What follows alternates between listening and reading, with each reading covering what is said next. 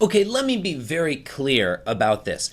Economics is not boring, all right? Economists are often boring. When Lehman failed, the financial system went into almost cardiac arrest. We were very worried about runs. But economics, when we talk about economics, we're not talking about true and false or good and bad or right and wrong. We're talking about human desire. What do people actually want in their lives? Not what do they say they want, what do they really want, and how do they go about getting the things they want? And that is fascinating. So when we look at economics in a course like globalization, we're talking about the world economy and international development. We're really talking about life and death questions.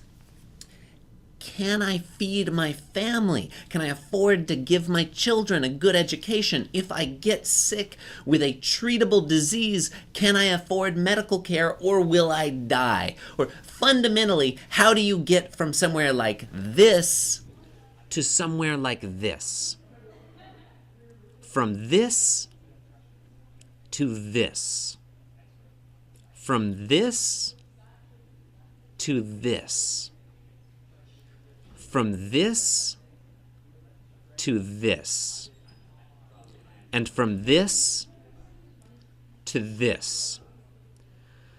Or, okay, fine, to this.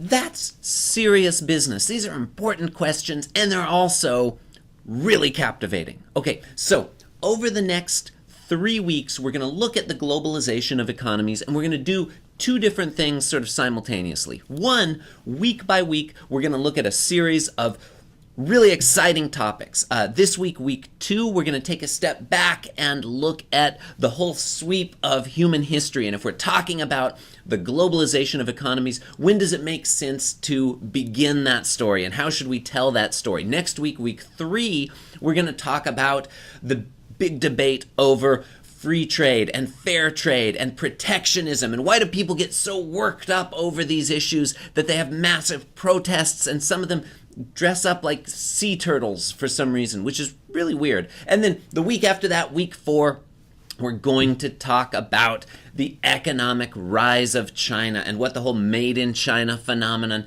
means for the world. Is China taking over the world economy, or is China on the verge of collapse? You'll find people who say both things today. What's the fact of the matter, and how should we feel about it? Now, aside from all that, simultaneously, you're going to be working over the next 3 weeks on our first big project, right? Each unit we do, economics, ecology, culture, politics, each unit we do, you're going to have a large-scale 3-week project, and this is our first one. You're going to choose 2 countries and put together a wiki project comparing how those countries have developed in the global economy and what the globalization of economics has meant to those countries. And we're going to kind of use these as case studies to test one of your readings for this week, which is Joseph Stiglitz' The Promise of Development. Now, all the instructions for the big project are on this page, this Unit 1 page, and all the weekly readings and discussion threads and live classes and videos you'll find on sub-pages, week 2, week 3, week 3, week 2, week 3, week 4, which I'll add as we go. Any questions, any problems at all, get in touch with me. Other than that, I'm really excited to get started, so let's